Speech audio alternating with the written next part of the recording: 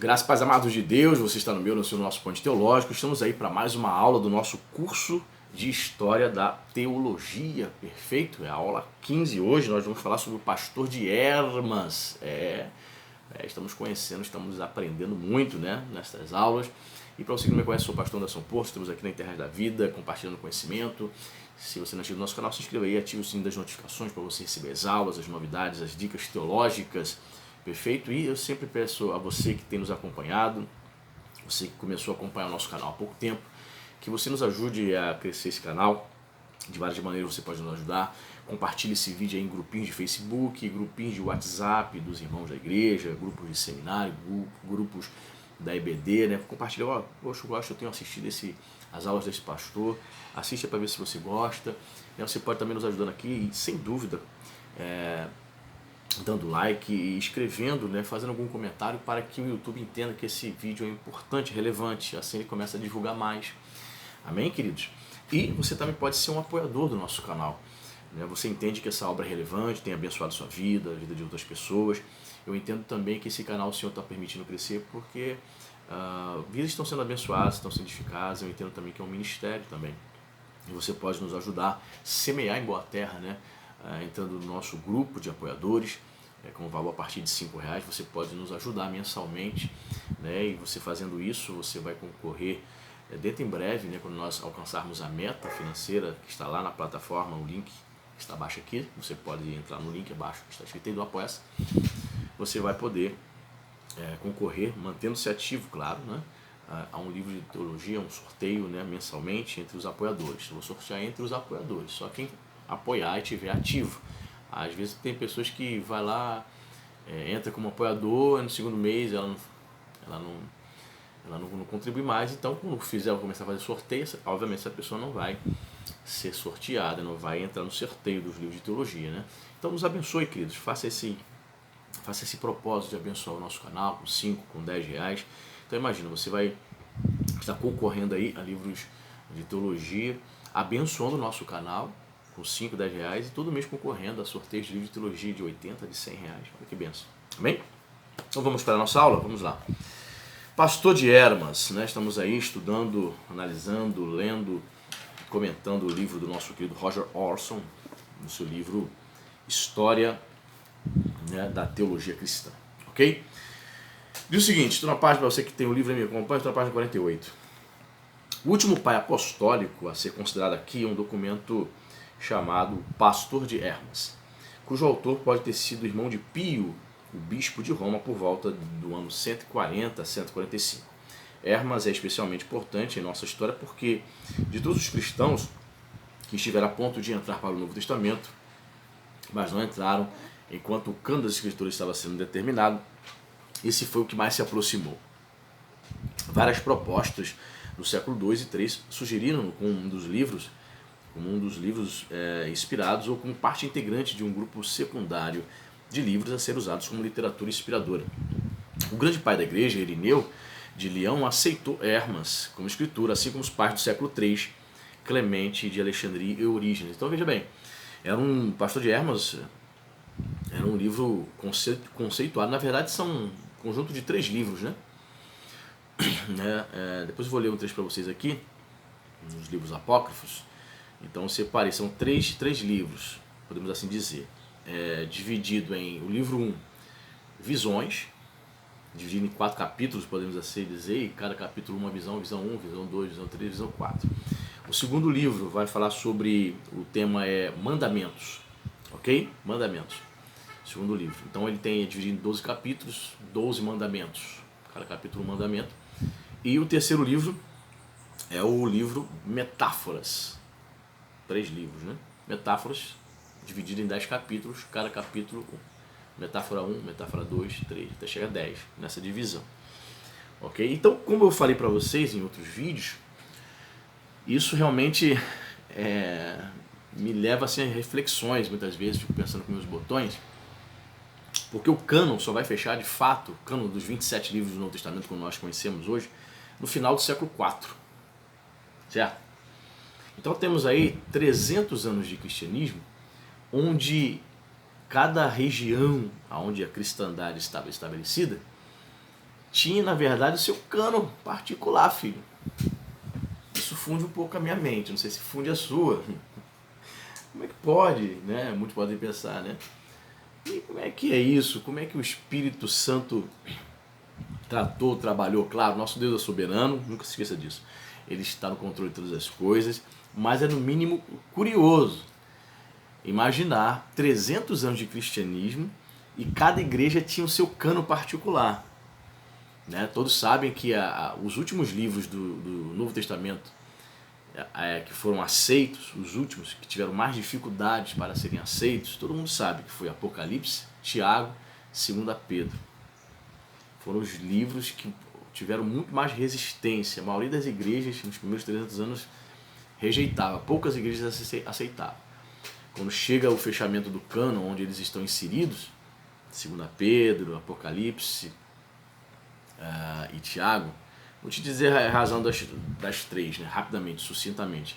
Apocalipse porque não acreditavam que, até hoje muitos eruditos duvidam que tenha sido o apóstolo João a ter escrito essa obra. Alguns acreditam que teria sido um homem chamado João também, o vidente, que teria vivido em Éfeso também ali, no período também contemporâneo aos apóstolos.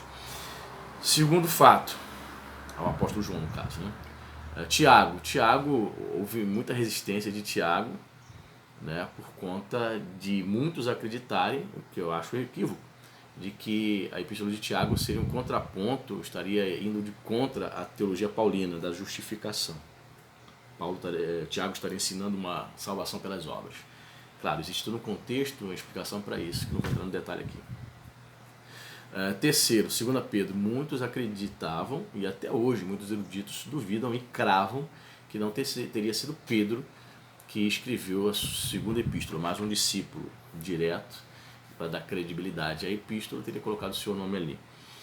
Então, é interessante, porque Irineu, que é o grande pai da igreja, escreveu o livro Contra as Heresias, né, Adversus Haereses, escreveu em latim, ele aceitava de boa. Eu acho que se você tivesse naquele tempo lá, o cano não estaria fechado, século II, anos 150 por ali, estava aceitando qualquer coisa. Qualquer coisa entre aspas, né? Qualquer obra assim que estivesse respaldado na literatura paulina, principalmente, nos evangelhos, estavam sendo aceitos, assim como o pastor de Hermas. Irineu aceitou, né? Clemente de Alexandria, perfeito, foi um pai da igreja importante. Orígenes também, que foi um pai do terceiro século importante, ok? Ele diz mais aqui, até mesmo o grande Atanásio, no século IV, aceitou de início, embora mais tarde o tenha excluído na lista da sua carta de Páscoa em 367. Sem dúvida, o pastor de Hermas exerceu muita influência sobre os cristãos subapostólicos, uma palavra difícil aqui, em várias partes do Império Romano, porém, é praticamente desconhecido pela maioria dos cristãos atualmente. Hermas contém uma série de visões e suas explicações são dadas por um anjo ao próprio Hermas. Muitas das interpretações são em forma de parábola e são entremeados com mandamentos, instruções e obrigações do viver cristão. Conforme diz certo comentarista moderno, Hermas é um dos documentos mais enigmáticos que sobreviveu ao período pós-apostólico. Fico pensando, já pensou se esses livros todos, Epístola de Barnabé, Hermas, entrassem tudo no Novo Testamento? Nosso Novo Testamento seria aí um livro de... Só o Novo Testamento seria um livro aí de 2, 3 mil páginas. É muita coisa, muito conteúdo tem, né? Os escritores apócrifos. Diz mais aqui. O anjo, mas consta como testemunho importante do estado do cristianismo em Roma em meados do século II. O anjo que aparece como um pastor faz muitas revelações a Hermas em linguagem figurada, como o simbolismo apocalíptico do livro de Apocalipse do Novo Testamento. Boa parte dessa linguagem é difícil, até mesmo impossível de ser entendida hoje. O significado geral parece ser uma advertência e preparação para perseguição e conflito iminentes entre os cristãos e as forças das trevas. O que atrai a atenção do leitor, porém, são as exortações e instruções que Hermas dirige aos cristãos e às igrejas cristãs. Assim como em outros pais apostólicos, o tom é moralista, se não legalista. Penso eu que a maioria dessas epístolas de Barnabé, de Hermas, elas não entraram para o cânon justamente por conta do forte teor legalista. Forte teor legalista. É só você perceber isso. Assistir nossos outros vídeos, trechos que eu li de outros autores outros pais apostólicos, extremamente legalista.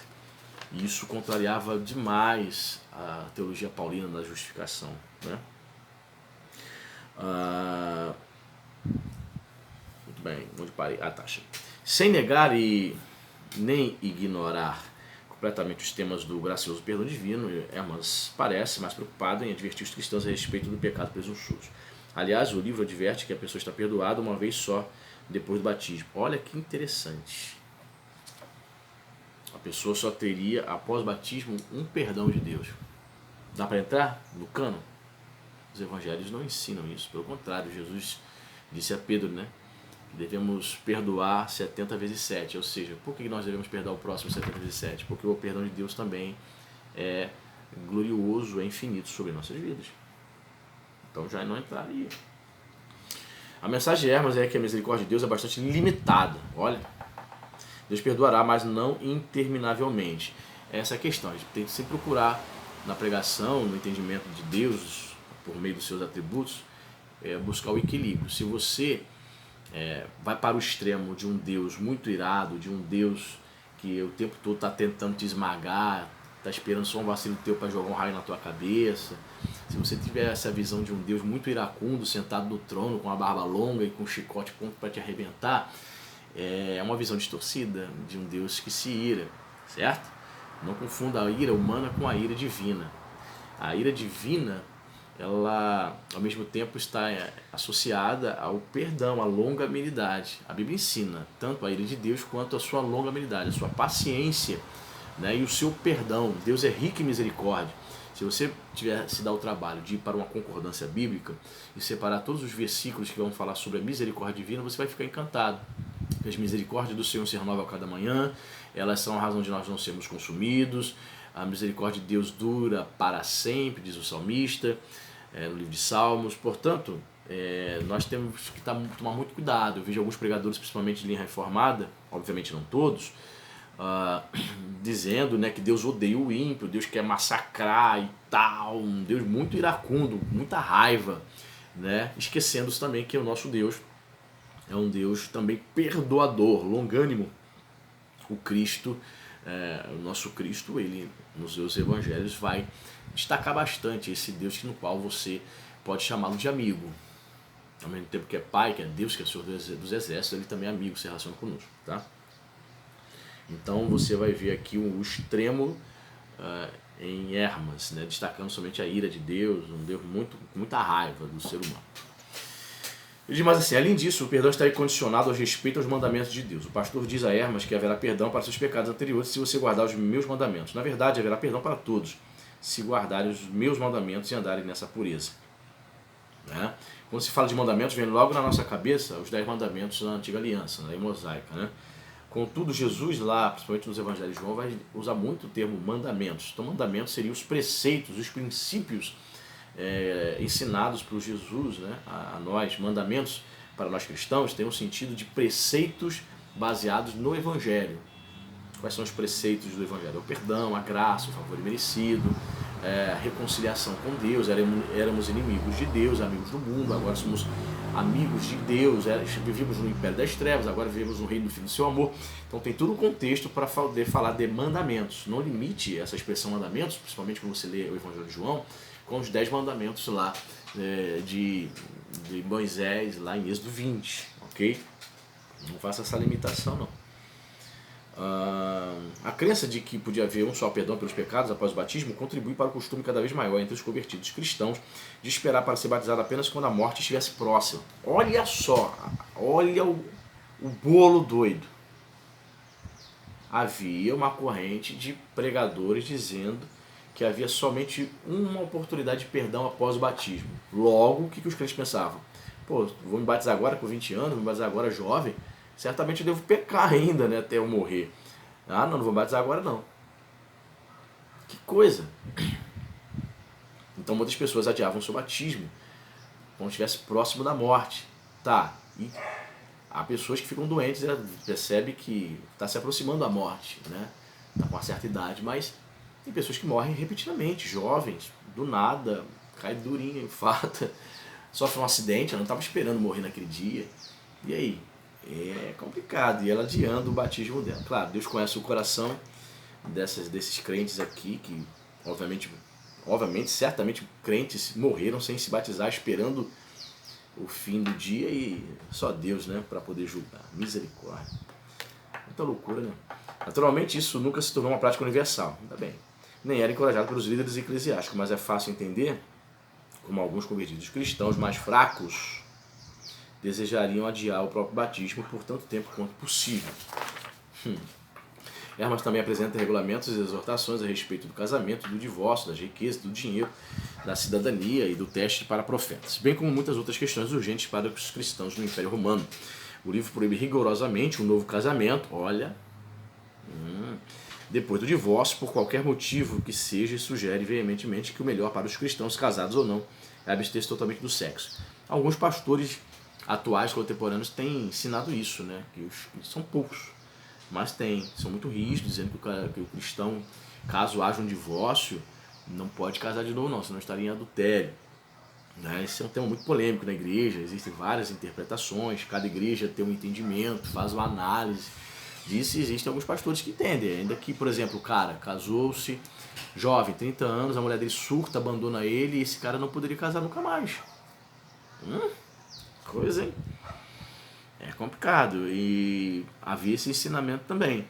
As pessoas poderiam casar uma vez, depois disso, né, após o divórcio, os cristãos não poderiam mais casar, tinham que viver. Imagina um cara ativo, 30 e poucos anos, sendo condenado a não ter mais relações sexuais, a não poder contrair novo matrimônio, porque a mulher dele surtou, porque a mulher dele apostatou da fé. Né?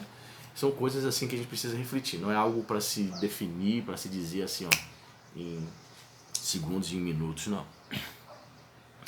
Ao todo, Hermas aponta para um modo de vida rigoroso, puritano, que quase chega ao ascetismo. O evangelho que proclama é quase irreconhecível como cristão, pois ressalta que o caminho da salvação é de luta, medo e abnegação.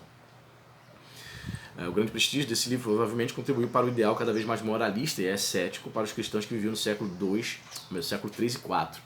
Por isso que no século V vai aparecer aí vários grupos, né, se isolando, né, os primeiros mosteiros, né, pessoas que se isolavam, né, faziam voto de silêncio, de pobreza, vamos sofrer porque isso é a vontade de Deus. Tudo é equilíbrio, né, gente? Tudo é equilíbrio. A declaração mais nítida e sucinta da versão do Evangelho de Hermas aparece logo no início, quando o pastor aparece pela primeira vez a Hermas e lhe ordena que escreva. Em primeiro lugar, olha o que o texto diz lá no livro de Hermas: creia que Deus é um só, que criou todas as coisas e as colocou em ordem, e fez daquilo que não existe tudo quanto existe, e que contém todas as coisas, mas somente ele não está contido. Creia nele, portanto, e tema-o, e temendo-o, mantenha o domínio próprio. Observe essas coisas e manterá longe de si o mal, e se revestirá de todas as virtudes da justiça, e viverá para Deus se guardar este mandamento. Este apanhado do Evangelho não somente serve a Hermas, mas também resume muito bem o sentimento geral dos pais apostólicos. Embora todos mencionem a misericórdia de Deus em resposta ao verdadeiro arrependimento e ocasionalmente expressam a necessidade da graça de Deus mediante a cruz de Cristo, parecem mais preocupados com a promoção da virtude e obediência cristãs, instilando o medo do castigo pelo fracasso moral. Eles também ressaltam a crença certa a respeito de Deus, da criação, de Cristo, da igreja e de outras questões. Então, essas outras questões interessantes, né, que falam sobre Deus, sobre Cristo, beleza. Hermas ele traz uma visão correta. A grande questão é os extremos moralistas, né? Esse ensino aí de ter um perdão de Deus após o batismo, realmente são posições antibíblicas, né? Claro, como eu sempre falei em outro vídeo, ele teve seus motivos para ter escrito isso. A gente não conhece, a gente não viveu o contexto, o ambiente eclesiástico daquele tempo, mas certamente tem uma razão. Só que isso não lhe dá digamos assim, a honra de criar uma nova doutrina que não está presente nem nos evangelhos nem nas epístolas, né? Que diz mais aqui: Uma última consideração no tocante à relevância de Hermes refere-se à sua cristologia implícita. Durante o século II, a igreja estava apenas começando a se reforçar para entender corretamente a natureza e a pessoa de Jesus Cristo. Embora todos os pais apostólicos que tocassem num assunto rejeitassem o docetismo e o dualismo gnóstico, divergiam entre si sobre como expressar o relacionamento entre a divindade e a humanidade de Jesus Cristo. Hermes parece acreditar que Jesus era a encarnação do Espírito Santo. Olha, teoria que é conhecida na história da teologia por cristologia do Espírito. Segundo os padrões doutrinários posteriores, isso seria considerado heresia e talvez fosse uma das razões pelas quais Atanásio finalmente rejeitou o pastor de Hermas do cânon, enquanto orientava a igreja para solucionar essa questão polêmica. Olha só, então temos aqui dois pontos difíceis de engolir, né? Eis a razão porque, embora muitos pais apostólicos considerassem inspirada essa obra, lesse para a igreja, olha só, que não havia um padrão, lembrando você, não havia um padrão, um cânon fechado dos 27, cada região da cristandade, no Oriente, no Ocidente, tinha o seu cânon particular, cada bispo tinha o seu cânon particular, e o livro de Hermas, né, esses 3 livros que formam um todo, certamente serviu de orientação para muitos cristãos naquele tempo. E um ensinamento aqui herético seria esse, que Jesus era a encarnação do Espírito Santo. Ou seja, é complicado, né? Jesus é o Logos, a segunda pessoa da Santíssima Trindade, Pai, Filho e Espírito Santo. E o Logos, né, traduzido lá João 1,14 por verbo, e o verbo se fez carne. Então Jesus é a segunda pessoa da Trindade, né? Jesus é o Logos encarnado, não é o Espírito Santo encarnado, não, isso é uma heresia. Note, que coisa curiosa, né? Interessante a gente ter esse entendimento. Você nessa aula aqui está aprendendo essas questões. Hermas explica que Jesus Cristo é Deus na carne, porque, aí, abre aspas para Hermas, Deus fez com que o Espírito Santo pré-existente, que criou a totalidade da criação, habitasse na carne por ele determinado.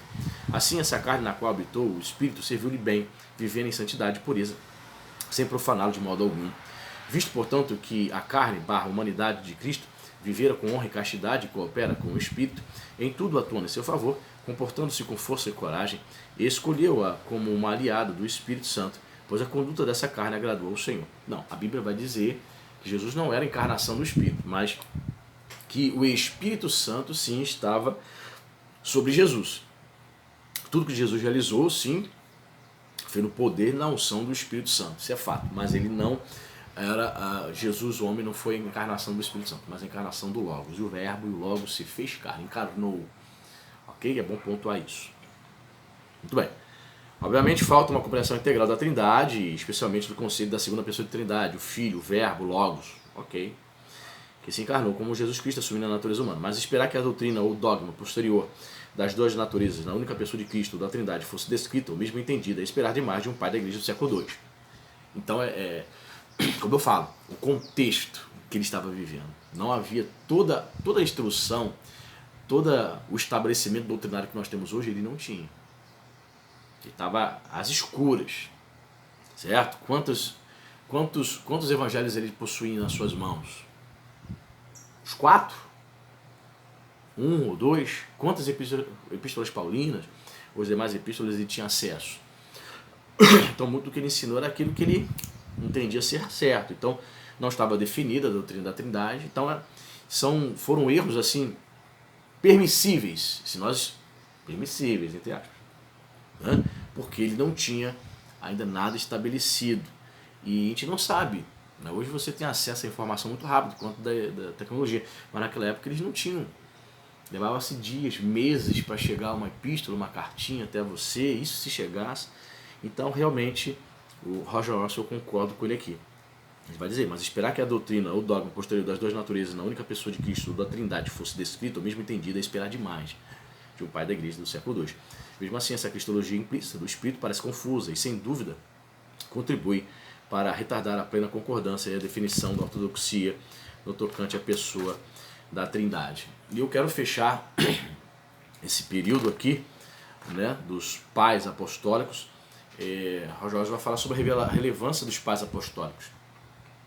Ok? Mas eu só quero ler um trecho aqui, então, antes de eu fechar aqui com a relevância. Espero que dê tempo, né? Só um trecho aqui aqui, ó, primeiro livro de Hermas, chamado Visões. Vou ler só um trecho para não ficar muito longo o vídeo, tá? Visão 1. Contra pensamentos sujos e orgulhosos, 20, e também sobre a negligência de Hermas ao punir seus filhos, aquele que me criou vendeu uma certa jovem como uma empregada em Roma. Quando eu a vi, vários anos depois, lembrei-me dela e comecei a amá-la como uma irmã. Algum tempo depois, quando a vi se banhando no rio Tibre, estendi a mão para ela e a tirei do rio. Quando eu a vi, pensei e falei para mim mesmo: como eu seria feliz se tivesse uma esposa como esta, bela e bem educada. Esse pensamento que tive não me ocorreu novamente, mas pouco tempo depois, enquanto eu andava e refletia sobre esses pensamentos, eu comecei a reverenciar esta criatura de Deus, pensando sobre ela como era bonita e encantadora. Verso 3. Depois de andar um pouco, eu peguei no sono. Então o Espírito me levou para um lugar na direção da margem direita do rio, onde nenhum homem consegue ultrapassar. Olha só, começa a ter as visões. É um lugar em meio às pedras, muito íngreme, não alcançável pela água. Após ter passado por este lugar, cheguei a uma planície. Lá e me ajoelhei, comecei a orar para o Senhor e a confessar os meus pecados. Enquanto eu orava, o céu se abriu e eu vi uma mulher que eu desejava, enfrentando-me do céu. Ela disse: Ei, Hermas. E eu respondi, olhando para ela: Senhora, que fazes aí?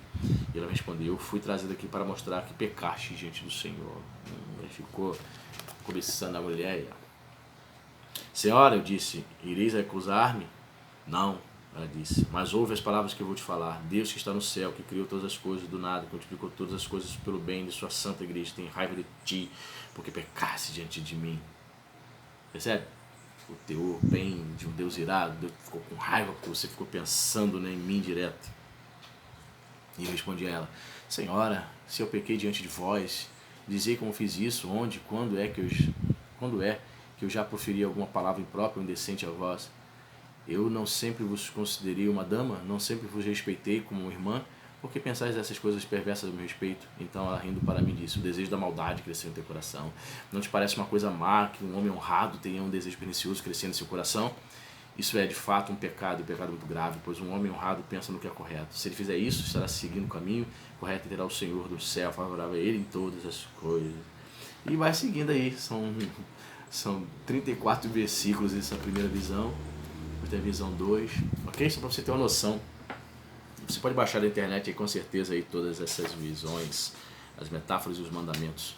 Então, só para fechar aqui, ó, a relevância dos pais apostólicos. Até aqui, alguns leitores podem estar em dúvida quanto à razão desses pais apostólicos, ou pelo menos de alguns deles, estarem incluídos na história da teologia cristã como heróis da ortodoxia.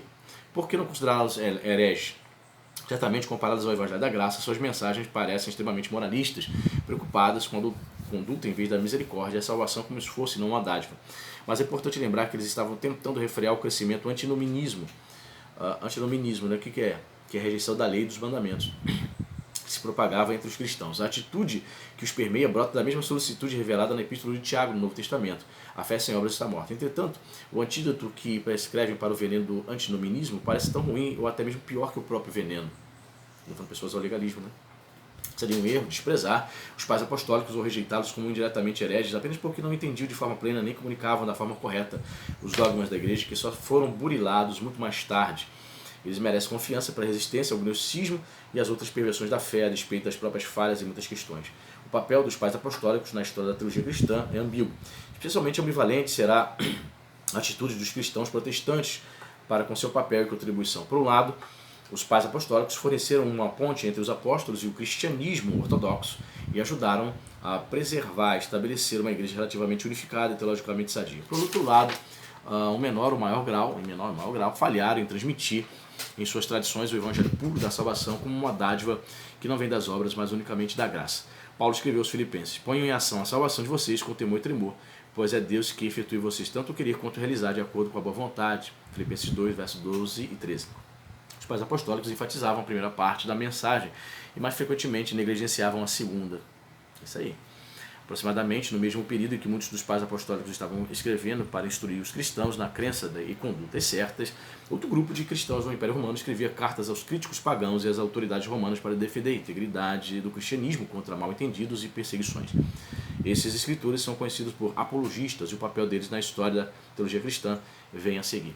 Então, queridos, é sempre antes de nós mandarmos esses hereges para o inferno de novo, condená-los, a gente tem que entender o contexto. É isso que o Roger Wilson está falando, e é muito importante nos dias de hoje também, todos os momentos da nossa vida, temos esse equilíbrio, né? Procurarmos, buscarmos o equilíbrio. Quando você vai para os extremos, todos os extremos são nocivos à fé. Então, próxima aula nós estaremos aí falando sobre os apologistas que defendiam a fé. Falamos sobre os pais apostólicos, agora, na próxima aula vamos falar sobre os apologistas.